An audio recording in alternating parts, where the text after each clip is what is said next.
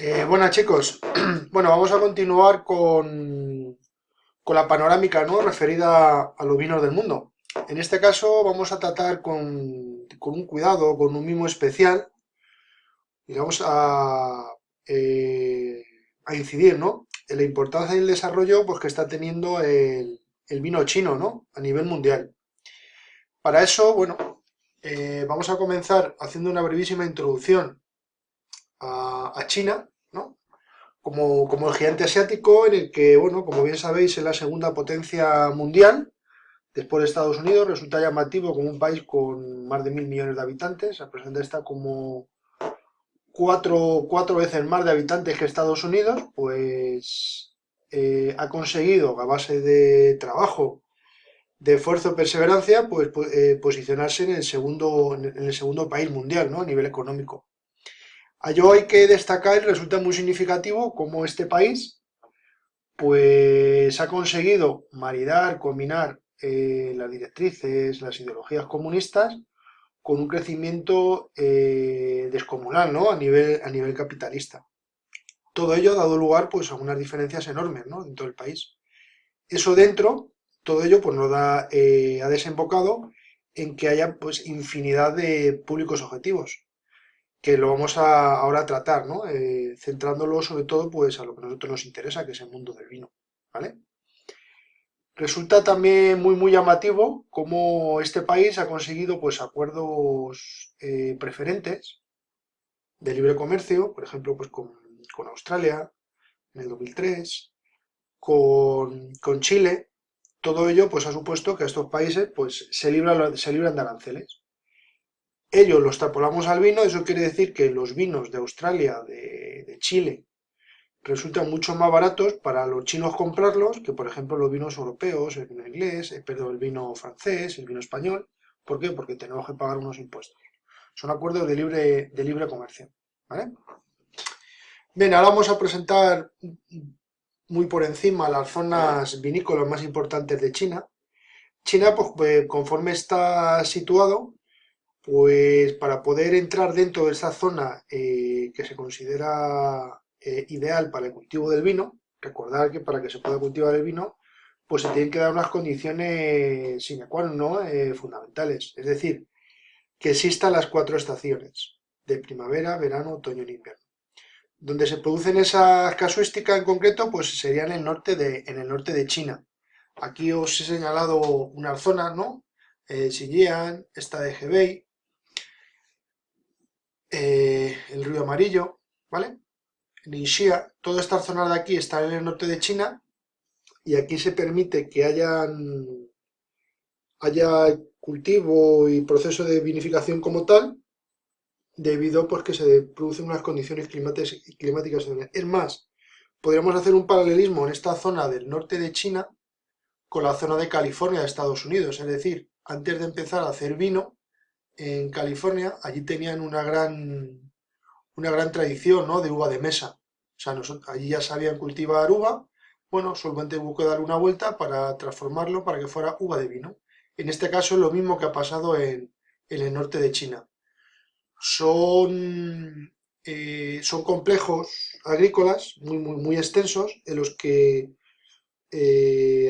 ancestralmente se han dedicado a la uva de mesa y pues bueno, en estos últimos años pues han optado pues por dar una vuelta a ese producto y apostar, ¿no? por el vino, uva de vino. Vale, vamos a tratar un poco de manera un poco individual las zonas más características, que serían las siguientes, ¿vale? En primer lugar, pues bueno, hablaríamos de la zona de Xinjiang, igual que las otras que os he comentado, pues se encuentra en el norte de China. La uva más importante, la Red Glow, hay aproximadamente como unas 600 hectáreas de plantación, ¿no? De este tipo de uva. Recordar que una hectárea equivaldría a 10.000 metros cuadrados, o el equivalente pues al Wanda metropolitano. Y lo interesante de esta zona vinícola, pues que tiene un crecimiento interanual de un 65%, o sea, está creciendo de una manera totalmente desproporcionada. Está basándose principalmente pues para el mercado asiático, o sea, es el referente en el que sirve a otros países como Tailandia, como Indonesia, inclusive llega hasta la India, a Japón, lo que se llama cuencas de proximidad. ¿vale? O sea, países limítrofes cercanos a esta zona, pues demandan este producto. Y también con los acuerdos preferentes que hay entre China y Rusia, pues Rusia pues ha demandado aproximadamente como unas 1000 toneladas, ¿no? Al mercado ruso esta zona vinícola. O sea, para que veáis el gran desarrollo y la gran aceptación, ¿no? Que tiene esta zona en concreto. Vale, posteriormente pasaríamos a la siguiente zona, la zona de Hebei. En esta zona de Hebei seguimos incidiendo en la importancia, ¿no? Que vamos a tratar principalmente toda la zona del norte de China, ¿no? Pues la zona más significativa y con más importancia, tanto en rendimiento como en producción, como en desarrollo, ¿no? Tanto presente como futuro.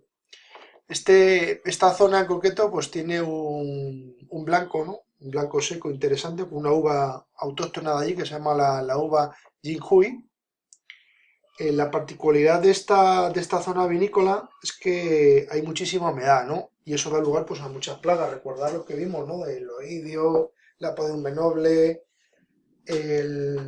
la botitis cinerea, son una serie de hongos, de parásitos que lo que hacen es atacar tanto a la hoja pues, como al agua en sí mismo. La importancia de esta zona vinícola, que tiene unos acuerdos preferenciales, ¿no? Con una gran cadena de restauración que se llama Shabui, que opera en toda China y en gran parte del mercado asiático, ¿vale? Y tiene un vino muy, muy característico, ¿no? Que es el que usan, ¿no? Para comer. Muy bien, muchachos. Bueno, después de hacer una introducción a esta zona de GB, ¿vale? Vamos a continuar con otra zona bastante interesante, que en este caso en concreto es la zona de Shandong.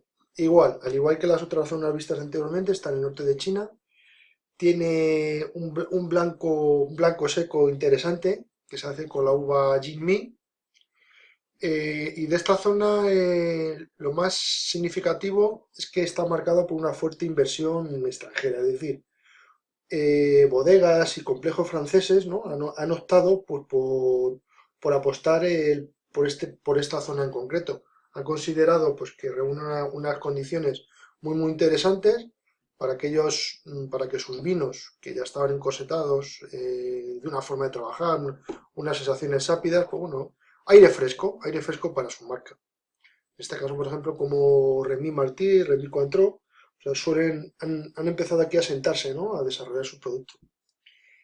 Resulta muy, muy significativo como en esta zona ha conseguido plasmar, copiar, pagiar pues el mal, entre comillas, chino, ¿no? Una copia del Chateau Lafite, ¿no? Con su uva Chandon Richard.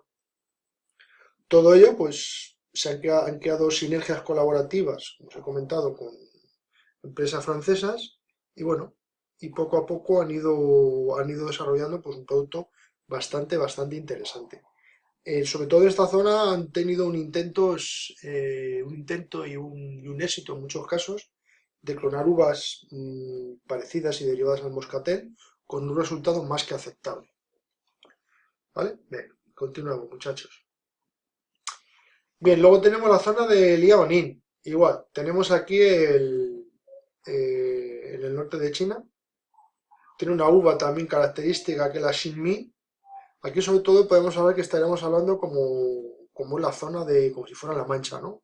La Mancha China. Tiene una producción de vino industrial, ¿vale? Con un crecimiento anual aproximadamente de un 10%. Debido a su clima, aquí en La Mancha, bueno, recordar que teníamos la Irene aquí en España como la uva característica.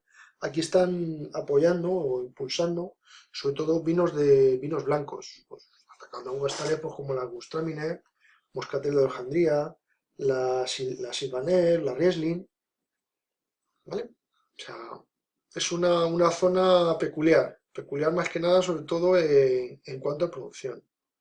Aquí sobre todo están optando por calidad, perdón, por cantidad en lugar de calidad en sus orígenes. Pero poco a poco, pues, bueno, se han dado cuenta de que el vino es un producto que requiere un mimo y un cuidado y están aprendiendo pues, para apostar con cierta calidad. De ello, pues eso, que en los últimos años fijaron las uvas, ¿no? Tan interesantes con las que han comenzado a dar una vuelta, ¿no? La uva Shinmi, que estaríamos hablando con una uva nodina de gran rendimiento, pues el paralel muy similar al Airén, y ahora le estamos dando pues cierto rigor, ¿no? Cierta empaque, pues con el Gewürztraminer, la Moscata de Alejandría, la Riesling, os he comentado, la Sylvaner, etc. Bien. Posteriormente nos iremos a la zona de Henan, que está en el norte de China. Esta zona vinícola pues está caracterizada pues, por tener un grandísimo desarrollo con respecto a la uva de mesa, por tanto pues tenían grandes conocimientos de técnicas de cultivo, y ello pues lo ha favorecido pues para desarrollar, ¿no? De una manera muy rápida esta zona, adecuándola pues al producto del vino en sí. Destacarían pues sobre todo pues que han apostado por el desarrollo de uvas francesas tintas como la Cabernet Sauvignon, la Merlot, y de uvas blancas como la Chardonnay y la Riesling. O sea, la Chardonnay es una uva que aquí en el mercado chino goza de muchísima aceptación. Es una uva muy melosa, que, bueno, dulzona, que acaricia el paladar, que, bueno, pues de siempre, ¿no? Ha cuajado aquí, ha tenido mucha relevancia. Bueno, ahora vamos a hablar de las características de sus vinos. Fijaros, las características de los vinos chinos pues están caracterizados por una copia y un plagio total. Porque pensad que China, pues de siempre, a nivel comercial y empresarial, pues ha optado por copiar cosas que ya existían, y en algunos casos inclusive hasta superarlas. Tiene una característica muy particular, que el mercado asiático tiene una gran atracción, un gusto exacerbado, ¿no? Por todo lo que sea occidental.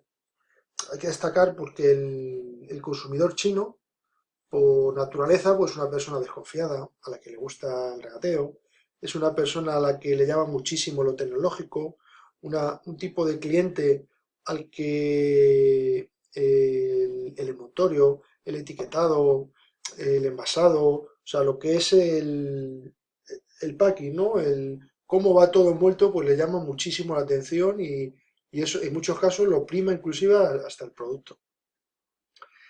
El gobierno chino, de una manera acertada, pues está apostando y posicionando bebidas como el vino y la cerveza frente a otras bebidas alcohólicas, ¿no?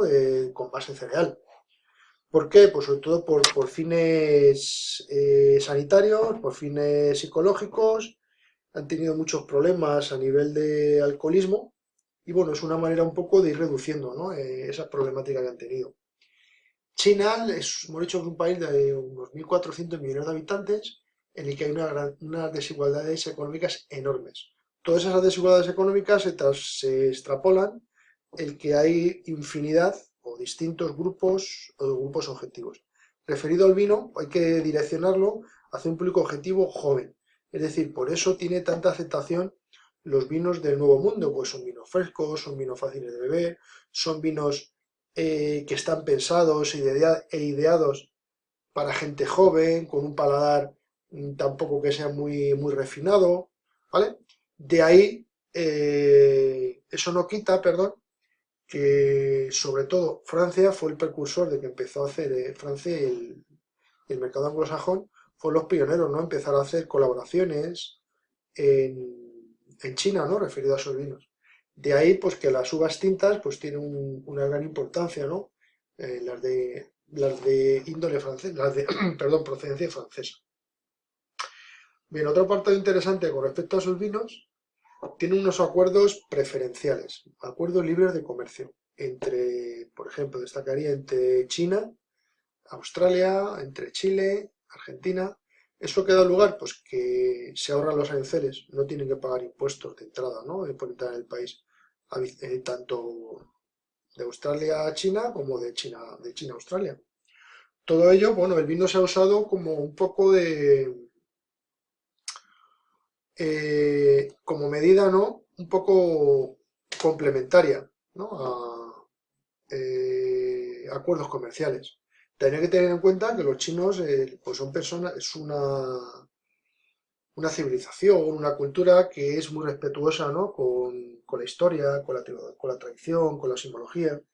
y de una manera muy acertada, pues eh, empresas dedicadas al vino, pues están vendiendo en China pues la grandeza histórica, ¿no?, que tiene el vino, porque aquí todos bien sabemos que todo gran vino pues siempre tiene detrás una gran historia, y es lo que están haciendo hincapié. También el problema eh, que resulta un tanto complicado, ¿no?, el ir introduciendo el vino, porque los chinos el vino pues no lo ven como un producto en sí al que se tenga que ensalzar, sino pues como un signo de ostentación. Es decir, hay chinos que directamente el vino lo tienen puesto encima de la mesa, no para uso de disfruto, sino para como acto de decir, pues mira lo que tengo. O sea, porque el vino allí, bien es cierto que hay vinos allí que están bastante hinchados de precios y bueno, lo tienen como un signo de ostentación. Poco a poco, por medio de campañas de publicidad, se está consiguiendo pues que haya cierta aceptación, ¿no?, por los gustos occidentales, ¿no?, y se realicen maridajes, catas. Hay que tener en cuenta que la comida china pues es una comida muy sápida, una comida con presencia de infinidad de productos, de condimentos, que siendo una comida tan condimentada, pues resulta un tanto complicada, ¿no?, el poder combinar y maridarla con vinos. De ahí que se está suavizando ciertas elaboraciones culinarias y se está apostando por otras formas de elaboración de procedencia culinaria. También hay que tener en cuenta un gran desarrollo y aceptación de cadenas de restauración occidentales, no solamente eh, de fast food, sino sobre todo de grandes cadenas hoteleras, por ejemplo la cadena Marriott, entre otras. Y sobre todo hay que destacar que en el mercado chino lo que lidera y está impulsando el mundo del vino, sobre todo son los lineales de los supermercados. Y hay infinidad de referencias, infinidad de marcas, infinidad de vinos, pues bueno, que crean acuerdos con cadenas de supermercados chinas para introducir el producto. El vino a día de hoy, pues bueno, empieza a tener cierto interés, ¿no?, por la población china. Bueno, con respecto a las expectativas, pues bueno, el vino se ha usado como elemento interesante para crear acuerdos comerciales. Es decir, pues mira, nosotros para poder, Australia ha conseguido obviar la distancia tan enorme que tiene hasta el resto de países, por ejemplo, como con China, pues creando unos acuerdos preferentes. China mete aquí nuestros productos, nosotros que estamos empezando a desarrollar muchísimo el vino, vamos a conseguir ir metiendo nuestro vino, ¿no? Hay que tener en cuenta que el mercado chino vinícola es un mercado joven, tiene una gran interés por llamar la atención, tiene un gran interés por apostar por nuevas referencias. Además, bueno, tiene una grandísima predilección, ¿no?, por los vinos del Nuevo Mundo. Sobre todo se junta un público joven, con ganas de experimentar, de aprender, de superarse a sí mismo. Y bueno, pues es las características pues, del vino del Nuevo Mundo, ¿no?, que más le pueden aportar. Además, se están creando acuerdos específicos, ¿no?, y sinergéticos con grandes cadenas logísticas. Es más, existen grandes cadenas logísticas, por ejemplo, como Alibaba, ¿no?, entre otras, que operan en el mercado chino y sirve pues como puente, ¿no?, entre Europa, América y el resto de países asiáticos. Además, resulta muy interesante cómo han desarrollado de una manera muy acertada y muy óptima uvas tintas francesas, ¿vale? Consiguiendo además, pues, una mayor riqueza sápida, ¿no?, consiguiendo nuevos matices e interesantes aportaciones, que estas uvas, pues ya poco a poco se va viendo un nuevo mercado, ¿no?, un nuevo horizonte vínico. Bien, continuamos. Hay que destacar, pues, un gran desarrollo de los vinos espumosos. Hay que tener en cuenta, pues, que la cultura china se mimetiza, se copia, plagia hasta la saciedad todo lo referente al occidental. Y bueno, ellos tienen interiorizado que el vino espumoso es un vino de celebración, un vino de ostentación, y de ahí pues que tenga tantísima repercusión. Además destaca como muchas bodegas chinas están apostando, ¿no? por apostar o comprar directamente complejos bodegueros en el extranjero, como ahora hablaremos de bodegas, las bodegas más interesantes, y poco a poco se empieza a romper la barrera idiomática. Son muchos chinos los que están aprendiendo inglés y además son muchos anglófonos que están empezando a aprender chino, ¿no? Y poco a poco, pues, bueno, la mayor dificultad que tenía era el idioma, pues poco a poco todo eso se empieza a subsanar. Además, el triunvirato de Chile, Argentina y Australia están empezando a realizar grandes inversiones a nivel de presentación, de formación, campañas publicitarias de sus productos, dando a conocer su vino, logrando pues que se empiece a apostar y a destacar pues bueno el vino en sí como un elemento significativo muy importante. Además, resulta llamativo como en los supermercados, pues en lugar de apostar por las botellas de la estándar de 0,75, hay referencias que directamente ya solamente trabajan con el formato en mano, es decir, con la de 1,5 litros. O sea, es muy, muy interesante. Todo ello, pues bueno, poco a poco se va logrando suavizar un poco la percepción que se tiene de la imagen de China, ¿no?, hacia el exterior. Un país, pues bueno, sobre todo que tiene mucho dinero y que poco a poco, pues, el dinero pues, bueno, lo cambia todo, como ya sabemos. Hay una grandísima diversidad, ¿no?, de mercados a nivel interno. Todo ello da lugar a que unas zonas muy ricas y muy prósperas, como por ejemplo como Beijing, como Guangdong, Cantón, Shanghái, son zonas hiper megapobladas en las que hay mucho dinero y estas pues difieren con otras zonas, las zonas rurales. A día de hoy, pues el vino está enfocado única y exclusivamente para las zonas ricas y prósperas, pero estas zonas ricas y prósperas son muy ricas y muy prósperas. Bien, continuamos. Ahora vamos a continuar características de empresas vinícolas chinas. Se han posicionado o se han destacado por apostar por un tipo de producto que es el vino que tiene una génesis, unos orígenes en zonas vinícolas que se dedicaban a uvas de mesa. Por eso el apostar ahora por el uvas de vino pues no ha costado tanto porque conocían el producto. Simplemente pues bueno, hay que añadir el proceso de vinificación. Ahí resulta cuanto menos un tanto llamativo como grandes empresas, ¿no?, sobre todo a nivel de procedencia francesa, pues han comprado directamente mucho terreno vinícola en la zona del norte, con lo que eso pues llamó la atención, ¿no? De decir, pues si ven aquí a comprar nuestras tierras, pues a lo mejor es que tenemos unas condiciones interesantes para hacer vino. Y a partir de ahí empezó a intervenir el gobierno. A día de hoy no hay muchas bodegas, aproximadamente hay unas 350 en toda China. Pensad que en Rioja hay más de 3000, para que os hagáis una idea, ¿no? Que es están en línea muy ascendente.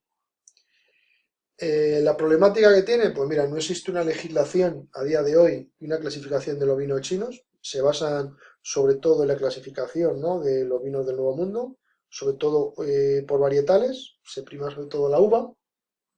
Se enfrenta a un desconocimiento del producto del vino como tal a nivel local. O sea, a nivel local la gente apenas, ¿no?, conoce qué es eso del vino. Se han basado casi siempre, pues bueno, en tomar la uva como uva de mesa y se han enfrentado pues a que existen unas grandísimas diferencias, ¿no?, a nivel social. Tenemos la zona rica y próspera de las ciudades chinas, que os he comentado anteriormente, con las zonas rurales, que no son para nada ricas, lo que es a nivel de infraestructura, a nivel económico, a nivel social, y bueno, llevan una política de autosubsistencia. Y una vez más, incidimos una vez más en la importancia pues, de la barrera idiomática. Poco a poco, pues todo esto se va subsanando y bueno, es cuestión de tiempo. Bien es cierto que a día de hoy existe un fuerte control estatal que a nivel comercial suele ser permisivo, siempre y cuando, pues bueno, redunda en beneficio para el país. Bien, ahora vamos a comenzar con varios grupos bueno, los grupos que tienen mayor relevancia, ¿no? Tanto a nivel económico, a nivel de presencia, a nivel histórico, pues bueno, que serían los siguientes. Los grupos más importantes, bueno, comenzaremos con el grupo Chanyu. Este grupo en cuestión pretende ser el referente mundial a nivel de producción. Tiene unos orígenes, datan del 1892 y se considera que fue la primera bodega, ¿no?, en presentar vino chino, inclusive el brandy chino. O sea, en China, pues el coñac es una bebida de origen francés, en la que se destila el vino, tiene muchísima aceptación, ¿no? Y bueno, eh, este grupo pues está caracterizado por contratar un gran número de personal extranjero, sobre todo pues, para aprender. Poco a poco han ido aprendiendo y poco a poco se han ido expandiendo por el mundo. A día de hoy pues poseen inclusive el 75% de bodega Atri, una bodega que está en Navarra. Han comprado varias bodegas chilenas, australianas, pues para ir creciendo a nivel internacional y sobre todo ir aprendiendo. Su buque insignia es un vino que se llama el Noble Dragón, que es una uva que se llama Cabernet Grenache. La Cabernet Grenache es una uva clon de la Cabernet Franc, tiene sus mismas particularidades, es una uva que da bastante color, es una uva con tonos pizarrosos, es una uva pues, que aporta una tanicidad bastante agradable, con unos aromas muy característicos. Lo interesante de este grupo, pues fijaros, pues que a día de hoy, pues tienen una facturación anual, o sea, que no es poco, de aproximadamente unos 100 millones de dólares. Fijaros, pues todo esto, lo que supone, o sea, muchísimo dinero, ¿no? Bien, vamos a continuar. Ahora vamos a ir a otro grupo, muy interesante también. Es el Great Hill, la Gran Muralla. Pretende ser un referente, al igual que el anterior, sería pues eso, la variable antagónica, ¿no?, del grupo anterior. Su bodega principal se encuentra en la provincia de Ningxia. A este grupo y a esta bodega en concreto se le reconoce como el burdero chino. El 90% de su producción se basa única y exclusivamente en Cabernet Sauvignon y resulta llamativo como este vino a nivel interno aproximadamente está en los 100 dólares. Si ya salimos ya a mercados anglosajones, esta misma vino pues, puede llegar a superar los 400 dólares.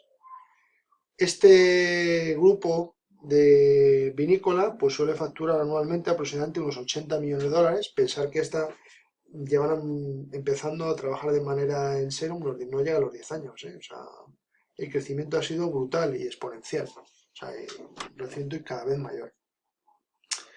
Bien, posteriormente, bueno, aquí tenemos el Great Hill. El Great Hill, pues, es la bodega principal de Ningxia. Ah, no, pero este lo hemos dicho, perdón. Este lo siguiente, perdonad, Esto. El grupo Tonghua. El grupo Tonghua tiene la bodega desde 1949. En este caso, este grupo, pues, ha desarrollado una bodega, vale, muy interesante, la que se ha inspirado pues en modelos enoturísticos, es decir, por dentro de la bodega más importante, pues tiene bodega, hotel, restaurantes, apuesta por el modelo de todo el mundo referido al vino, ¿no? Eso, la opción turística vinícola, pues es su buque insignia. Su vino más característico es un vino de hielo bastante anodino, de uvas canadienses, que no han conseguido todavía tener cierta reputación. Sobre todo esta bodega destaca sobre todo por la comercialización del baihui. Es un licor de base cereal, sobre todo del sorgo. El sorgo es un cereal parecido al de la familia del trigo. Así como el vino de arroz, el sake, sobre todo son bebidas fuertes. Poco a poco están viendo el gran potencial que tiene el vino y están apostando pues, por introducirlo, ¿no?, dentro de su modelo productivo. Poco a poco lo van haciendo y lo harán. A día de hoy, su carta de presentación más significativa, ya os he comentado, es el vino este de hielo que tiene, pero es bastante anodino y no es excesivamente bueno. Bien, luego tenemos el grupo Dynasty. El grupo Dynasty, pues la bodega data del 1980. Tienen unos acuerdos muy interesantes con bodegas francesas y sobre todo destaca tiene un varietal, ¿no? De uva Merlot. En el 2003 pues ya empezó a tener cierta reputación y sobre todo el axioma, la forma de proceder de esta bodega en cuestión ha apostado siempre por no plagiar, sino el aprender, ¿no? Sobre todo de modelos franceses y recomendaciones por parte de estos. Tienen muy poca producción, pero muy exquisita. Están muy apreciados y muy valorados los vinos de este grupo en cuestión. Y bueno, su carta característica, su as de copas, en este caso pues sería el varietal Merlot. El que ha sido un año excepcional, dice que fuera del 2003. Vale, continuamos. Bien, ahora pasaríamos a los grupos extranjeros más importantes que están afincados en China. Hablaríamos del Rémy Cointreau, es una casa fundada de Cognac, que se encuentra en Cognac, en el norte de Francia, que data de 1849. Esta casa estaba a punto de desaparecer hasta que bueno, empezó a introducirse en el mercado chino y dio un pelotazo. O sea, encontró allí su Eldorado particular. Ha conseguido pues, posicionarse como una de las primeras compañías de bebidas alcohólicas fuera de Europa, gracias sobre todo a la influencia que han tenido en China. Gracias a acuerdos que han quedado con China, pues ha conseguido introducir con unos acuerdos muy ventajosos pues, en el resto de países asiáticos. Se ha convertido en un referente, ¿no? Y además es la bebida noble por excelencia, que tiene una grandísima aceptación, ¿no? En el mercado asiático. El grupo Rémy Cointreau, de una manera muy acertada, pues ha ido apostando por la formación, realizar campañas, promoción de su producto, colaborar en índoles, actividades culturales. Todo ello, pues bueno, poco a poco ha ido sedimentándose en la población y en la cultura china como que es un producto excepcional de categoría alta. Y de una manera, pues eso, muy inteligente por parte de la compañía, pues ha ido sedimentando la marca, ¿no? La marca en sí, ¿no? Dentro de la sociedad china. Posteriormente, pues bueno, ahora vamos a finalizar. Sobre todo quiero que veáis el etiquetado de productos chinos, de vinos chinos, perdón, lo que dijimos en su momento. Todos los vinos, aquellos vinos que no tienen una etiqueta excesivamente pomposa, excesiva, fijaros, son 4 pinceladas, el nombre, la añada, la uva y poco más. Esto ya te empieza a decir, pues bueno, que el vino tiene cierto desarrollo, ¿no? Es interesante, es lo que siempre hablamos. Cuanto menos elaborada y menos artificios y menos llamativa sea la etiqueta, mejor va a ser el vino, porque se ha gastado el dinero en lo que realmente interesa, que es en el vino. O sea, el etiquetado y la botella en sí, sí, debe ser un elemento elegante, ¿no? Y persuasivo para inducir a la compra, pero sobre todo lo realmente importante debe de ser el vino. Como dijo, mira, aquí tienen de procedencia francesa, aquí tienen anglosajona, la Parc Lange, aquí tienen la Gran Muralla, ¿no? Un vino rojo seco. Aquí si os fijáis la Yangú esta, fijaros, suma la tradición, ¿no? De su carta de presentación y estamos ante un vino del 1996 que asemeja este etiquetado, se ha inspirado en los vinos franceses, en los chateaux pues suelen llevar así este etiquetado en la botella, como apergaminado, que esto pues te da indicios de que es algo que se ha realizado con esmero, con mimo. Por un lado tenemos esto, la simbología con el mercado francés, este etiquetado pergaminado. Luego tenemos el logo, tenemos el nombre a nivel para poder introducirlo en el mercado occidental. Y aquí lo empezamos a combinar pues un poco con la tradición china. Pues tenemos aquí parece que la entrada de la bodega, tenemos aquí pues seguramente será el tipo de vino que es, tenemos aquí la añada, y si os dais cuenta, la forma de presentarlo es igual en todas. Por un lado, aquí incidimos en la importancia del mercado occidental, mercado oriental, y luego una información pues que es interesante para todos, que es la añada y el tipo de uva y un poco más. Fijaros qué color tan bello, ¿no? Tiene el vino, como se puede apreciar aquí. O sea, un vino que de verdad, bueno, a día de hoy no es que sea un vino top, excepcional, pero sí es un vino muy, muy interesante. Bien, y ahora un poco a modo de conclusivo, quiero poneros un pequeño vídeo, es muy corto, creo que va a parecer interesante.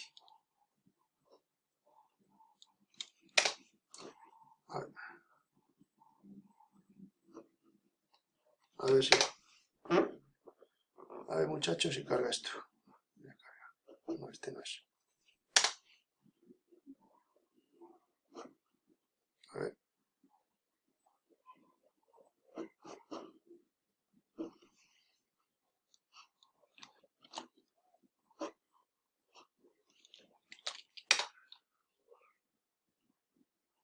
Ahora. Venga.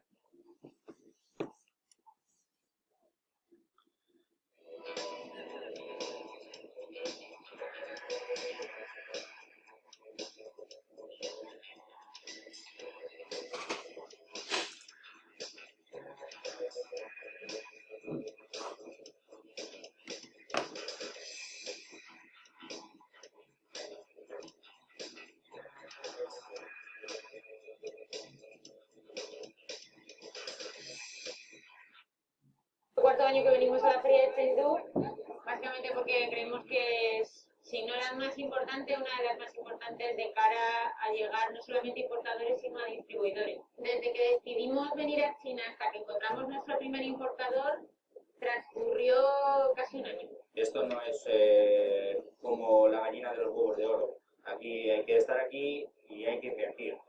Entonces, tanto tiempo como, lógicamente, dinero para marketing, para ferias, para viajes, para muchas cosas. Entonces, no es solo la compra-venta directa, porque compra-venta, pinos, hay millones, tanto de España como de Chile, de Argentina, hay millones. Entonces, si realmente hay que diferenciarse, tienes que darle un plus y hay que invertir.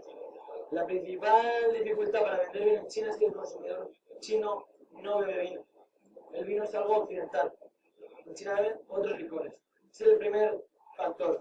Está de moda beber vino y se va a beber más, pero hay que enseñarles y hay que hacer marketing. Fijaros lo que coincide muchas veces en lo que hemos hablado en clase muchas veces. Que nadie te va a comprar nunca si no sabe ni que existes. O sea, una clave de lo que se está haciendo ahora a día de hoy no solamente en China, ¿no? Lo que está haciendo España, pues un poco das a conocer, ¿no? Intentar cambiar el estigma ese que se tiene, pues que somos un vino de poca calidad, sino pues todo lo contrario, o sea, somos un vino excelente y poco a poco lo tenemos que ir demostrando, dándonos a conocer, ¿vale? Venga. Impresionar con esa idea de Europa, porque no es una cosa de ellos, es nuestra.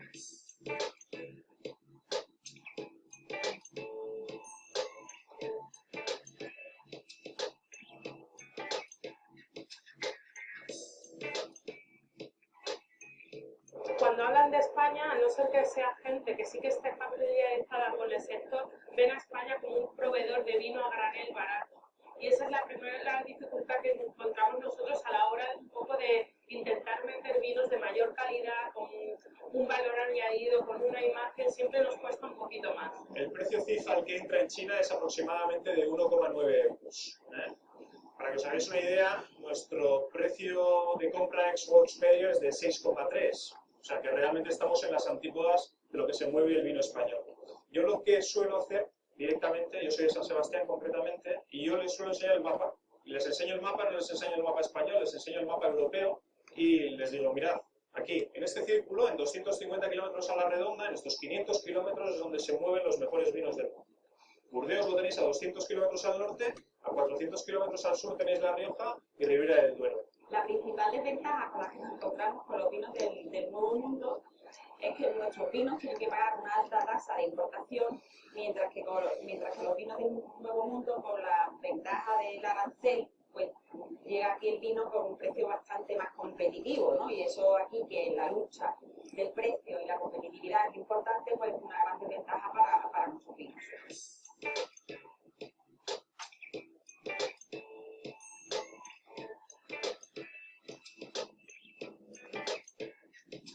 Un vino que aquí en bodega se puede llegar a vender por 2 euros, aquí entra a 3 euros y con los márgenes y todo, pues, y con 2 intermediarios, se puede poner pues por 20-30 euros perfectamente.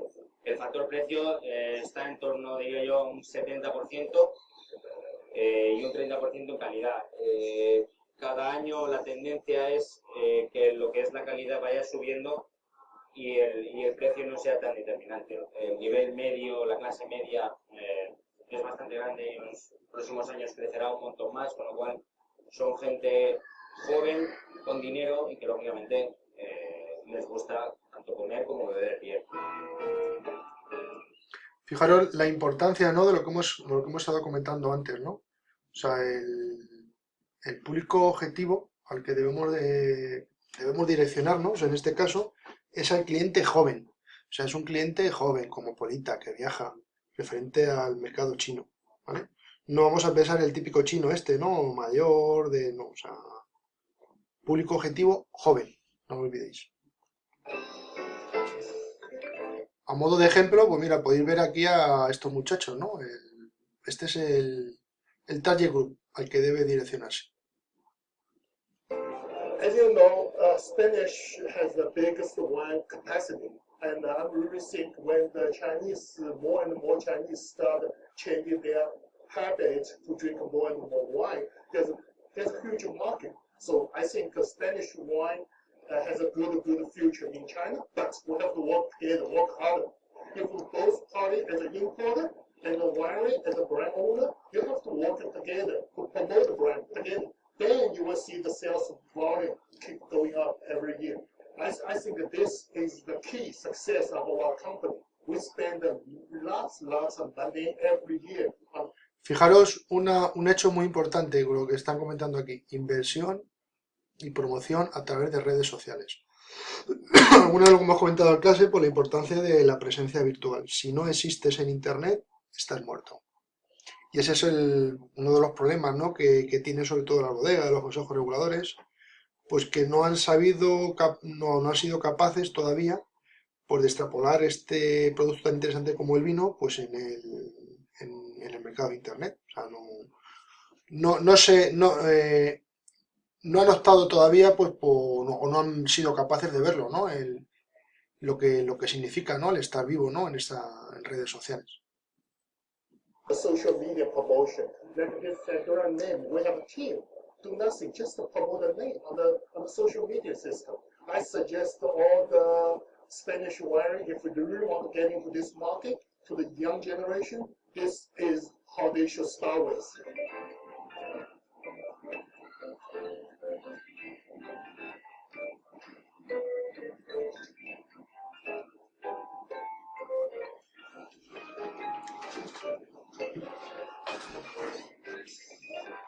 Es como un mercado muy extremo. O se habla exclusivamente de vinos franceses del más alto nivel que se pagan millonadas por ellos, o si no, estás compitiendo a puro precio en los diferentes o en las principales páginas chinas.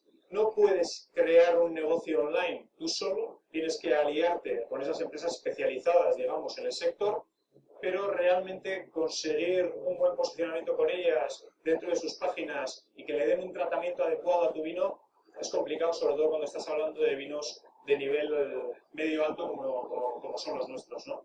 Entonces, nosotros nos estamos acercando con cautela a ese segmento y normalmente cuando tratamos ese canal, siempre tratamos ese canal con marcas que no trabajamos en los otros canales. Marcas específicas para el canal online, porque es la única manera de evaluar las marcas con las que estamos trabajando en los otros canales.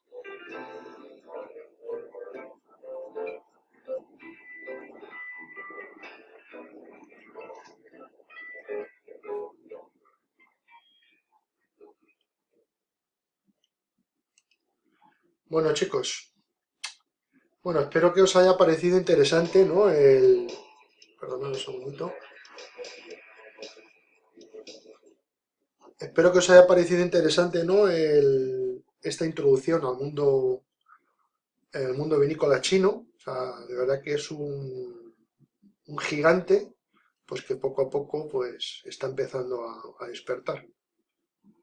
Bueno, muchachos, espero que hayáis disfrutado y hayáis aprendido algo. Y bueno, pues lo de siempre. Sed buenos y sobre todo, pues, sed felices. Adiós, hasta luego.